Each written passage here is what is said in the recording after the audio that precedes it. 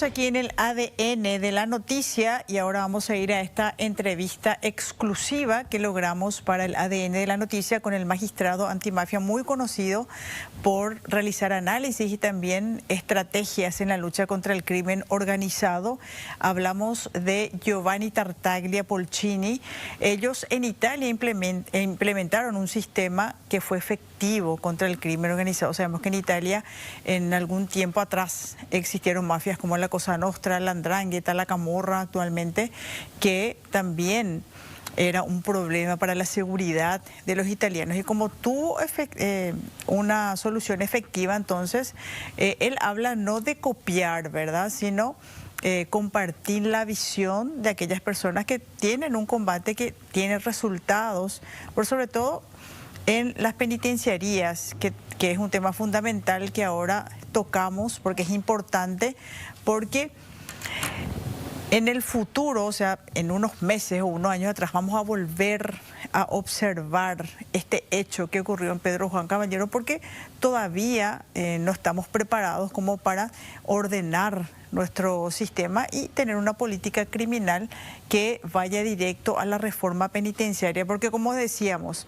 hay hechos que se ordenan del interior de las cárceles. A veces una persona va presa, narcotraficante, robo agravado, caso de homicidio, y creemos que estamos a salvo, pero no. Las rejas no son un impedimento para que los hechos delictivos sigan ocurriendo. Así que presten mucha, pero mucha atención a esta entrevista, pero sin desperdicios. Gracias a usted por el trabajo que va haciendo siempre, sobre todo hoy que estamos pensando también al Día del Periodista, del fundamental trabajo que la información nos regala como para compartir la visión de la legalidad y de la lucha a la criminalidad organizada. Asimismo, bueno, queríamos debatir con usted el tema del sistema penitenciario, teniendo en cuenta que aquí en Paraguay hay una crisis dentro de las cárceles, y la primera pregunta que le quiero hacer es ¿qué significa o qué carta de presentación tiene el sistema penitenciario en un gobierno o una nación? Esa es la tarjeta de visita de la nación. Es un poquito la primera respuesta para toda la cadena penal, porque si el sistema penitenciario funciona, la pena también como reacción institucional al crimen tiene su sentido. Si el sistema penitenciario no funciona, se va a afectar toda la cadena penal y también la prevención del delito. Ma pasa también que la criminalidad organizada mira a las prisiones como una herramienta para infiltrarse, para, por un lado, delegitimar las instituciones del país, y esto no pasa solo en Paraguay, es un fenómeno global, y por otro lado, para permitir que se crean enlaces entre los jefes, las cabecillas, como decimos nosotros, de los grupos criminales y los primeros infractores, los jóvenes que ingresan en la prisión con una tasa de peligrosidad, por paradoja, menor de cuando salen de la prisión. Y la prisión se vuelve a una escuela de delito, sino a una universidad del crimen, donde se practican actividad de proselitismo, de radicalización, de también entrenamiento y, ¿por qué no?, actividad que fortalecen los grupos criminales y que permiten que desde la prisión se vea cometiendo crímenes también en el mundo libre.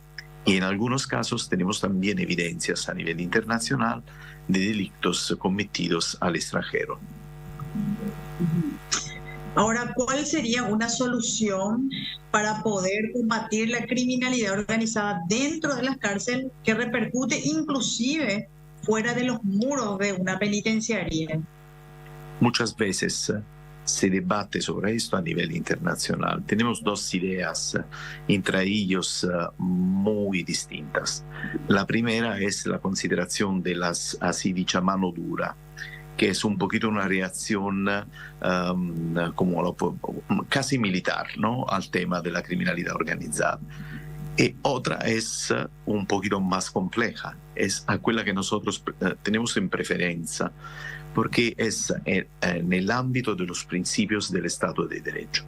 ¿Qué se debe hacer? Voy a decirlo de manera clara.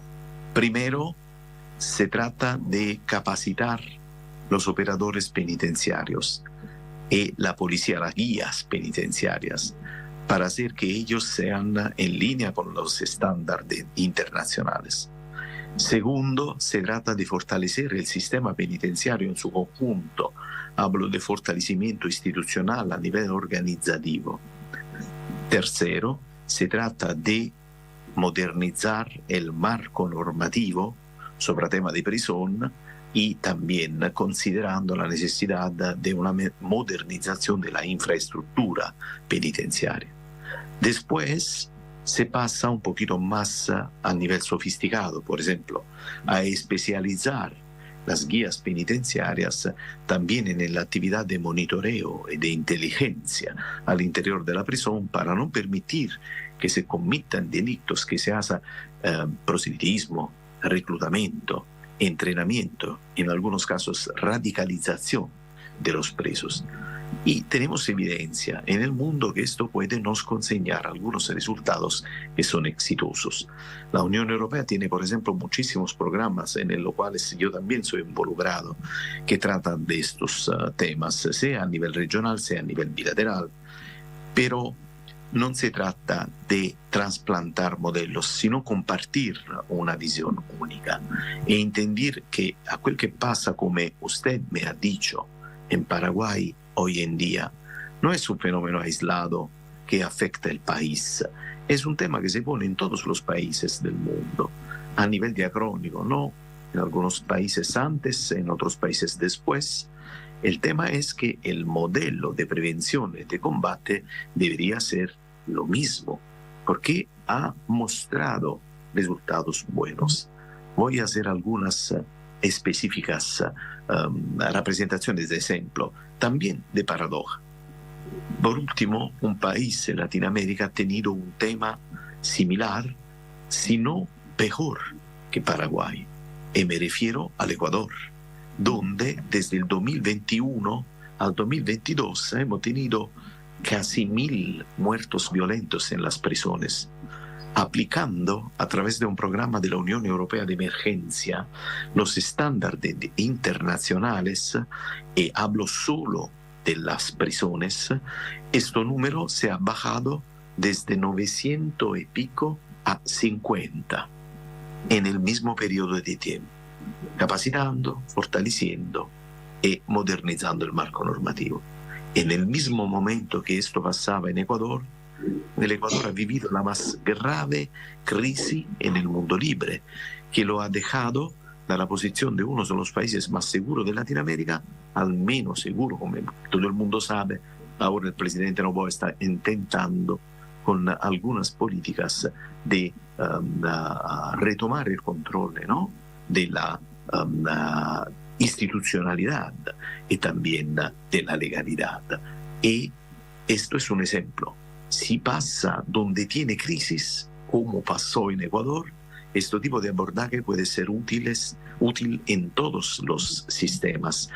En aquellos que están viviendo una crisis que está empezando, porque yo hablo de números brutos, si hablo de muertos violentos, son estadísticas puras.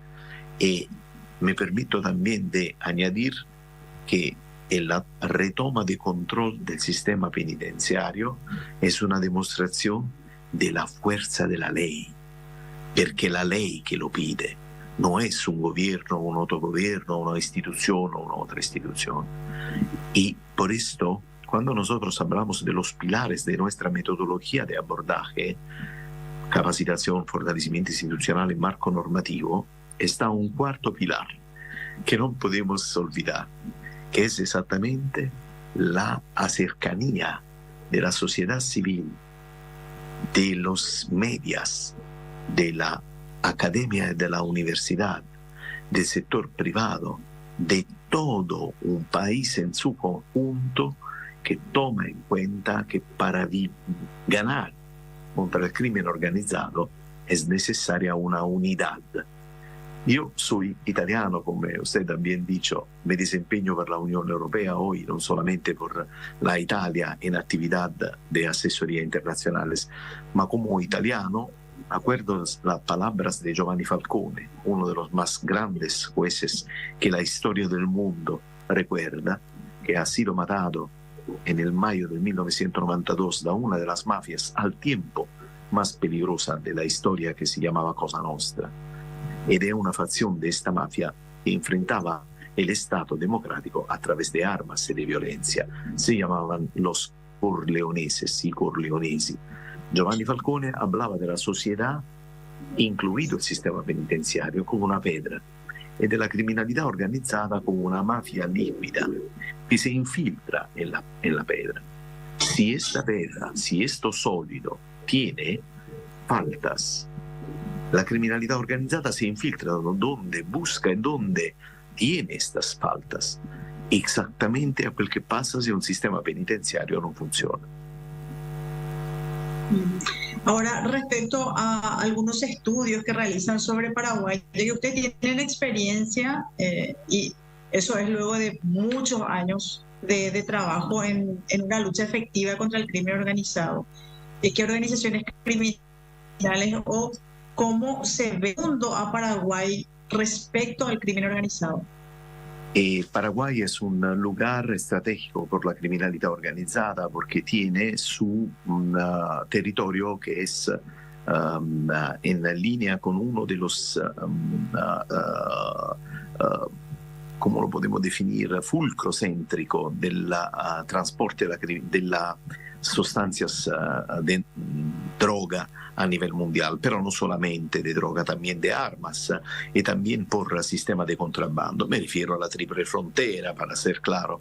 En la Triple Frontera está una presión criminal fortísima por grupos criminales transnacionales. Algunos son bien conocidos ahora a nivel mundial, como el Primero Comando de la Capital, y tiene también algunos que son menos conocidos a nivel mundial, como el Clan Rotella, que pero tengan su poder y también su capacidad de influenciar el proceso democrático.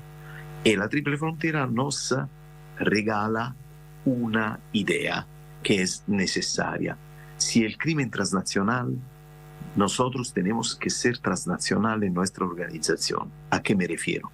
No podemos pensar de ganar nuestra lucha contra la criminalidad organizada, como el Primero Comando de la Capital, como el Clan Rotella, si nos acercamos entre nosotros, países e instituciones, como en una alianza para la legalidad, como hacen los países hermanos, los países que comparten, como puede ser en el Mercosur, la misma visión de las cosas del mundo.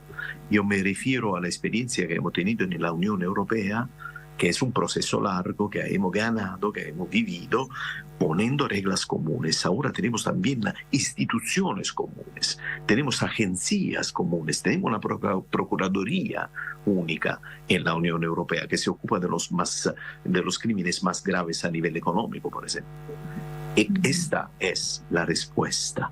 No podemos pensar de ir adelante sino a través, ganando contra el crimen organizado, sino a través de una armonización de los marcos normativos y un acercamiento de nuestras instituciones, de fiscalía, de policía judicial, para hacer de manera que la frontera no sea un lugar de separación para nosotros, instituciones, y de ganancia por los grupos criminales, mas sea un lugar de encuentro de principios, de derechos y de responsabilidad.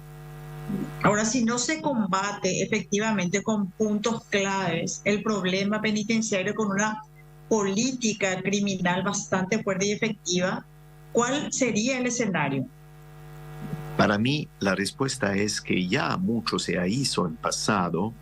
El tema es que a veces tenemos también cambio de gobiernos y esto no depende de qué gobierno tienes, sino del hecho que es necesaria una continuidad de este tipo de acciones. Por ejemplo, me acuerdo al tiempo de la ministra Pérez, algunos años antes, cuando ha sido ministra de Justicia, nosotros hemos lanzado algunos comités técnicos interinstitucionales, porque el tema de la prisión y del sistema penitenciario es que se debe percibir como algo de incluido en la cadena penal, en la interinstitucionalidad, no de excluido. Tenemos que dignificar el sistema penitenciario para renderlo más eficiente, más eficaz y más concreto. El Comité Técnico Interinstitucional ha tenido su primer ejemplo en Paraguay, ¿no? El Paraguay ha demostrado sensibilidad sobre eso. Hacer dialogar fiscales, jueces y penitenciarios para hacer un discurso que sea interinstitucional y continuo. Y esto nos ayuda. Permíteme también de añadir algo. La prisión no es siempre la respuesta. En algunos casos tiene también una desproporción de la sanción por los delitos cometidos. Y podría, por ejemplo, hacerse largo el espacio a las medidas alternativas a la prisión. Medidas alternativas que no son un presente a la criminalidad organizada, como muchos opinan. Son una herramienta que nos ayuda a sacar de la prisión a aquellos que no necesitan de un tratamiento intramurario, ma que pueden ser recuperados y reinseridos en la sociedad, por ejemplo, a través del trabajo, a través del servicio social. Al mismo tiempo, vamos a cortar las líneas de enlace entre las cabecillas de los grupos criminales y estos primeros infractores, que son a veces personas que pueden subir el fascino de los criminales, creando un círculo vicioso, como dice antes, que es también hijo del hacinamiento penitenciario. Porque si tú tienes una prisión con hacinamiento, no puedes hacer un tratamiento, no puedes ir a cuidar los presos, no puedes separar un preso peligroso del preso no peligroso. La respuesta penitenciaria al peligro de la infiltración está en circuitos penitenciarios especiales por los presos peligrosos, que no tengan y no deben tener posibilidad de seguir mandando sus grupos criminales tan como en el mundo libre desde la prisión. Pues Giovanni Tartaglia, muchísimas gracias por su tiempo y por este análisis que es muy efectivo para nosotros. Gracias, Fátima, por tu trabajo. Gracias a la televisión por sus esfuerzos. Gracias a Paraguay por su visión. Siempre cuando tengo la posibilidad que me permita de decirlo, que el Paraguay es en esto un país que ha regalado también héroes a nuestra historia. Y me refiero a mi colega y bien conocido Marcello Pecci, Albertini, y todos aquellos que, como Marcello Pecci, nos ha regalado la esperanza que contra la criminalidad organizada se puede combatir todos juntos, nos acercando también en honor de su legado, en honor de su ejemplo. Gracias, buen trabajo y hasta pronto. Hasta pronto.